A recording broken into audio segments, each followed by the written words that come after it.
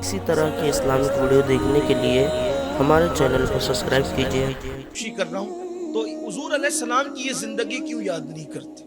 اور ایک بات آپ کو بتا دوں، اگر آپ قرض کی وجہ سے پریشان ہو کر خودکشی کرتے ہیں تو یہ تاریخ کا بڑا سنہری باب ہے کہ وہ رسول جن کے غلاموں میں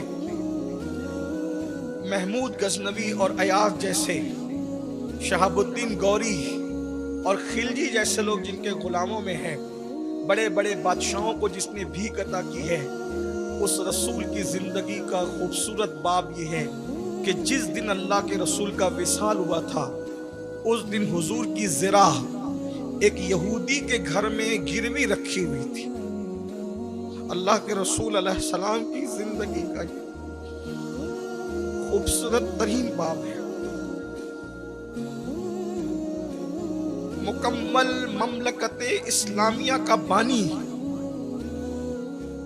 کئی شہروں پر ظاہری حکومت اور حقیقت میں زمین اور آسمانوں کا حاکم، جب دنیا سے جاتا ہے تو اس دن اللہ کے رسول کے اپنی خود کی ذرا ایک یہودی کے گھر میں قرض کی وجہ سے گروی رکھی ہوئی تھی، ایک کیفیت تھی۔ اور ایک بات سن لے، پھر اللہ کے رسول نے جب وصال فرمایا تو اللہ کے رسول کو نئے کفن میں بھی قبر انور میں آرام کے لیے نہیں لٹایا گیا۔ حضور کے بدن پہ جو کپڑے تھے انہی کپڑوں میں اللہ کے رسول علیہ السلام کو دنیا سے تشریف لے جانا ہوا۔ لاوارث میتوں کو بھی لوگ نیا کفن دیتے ہیں، لیکن کونین کے مالک نے بظاہر پرانے کپڑوں میں اس لیے دنیا سے جانا پسند فرمایا کہ غریب امتیوں کو سہارا دے سکے۔ یہ سیرت کا باب ہے۔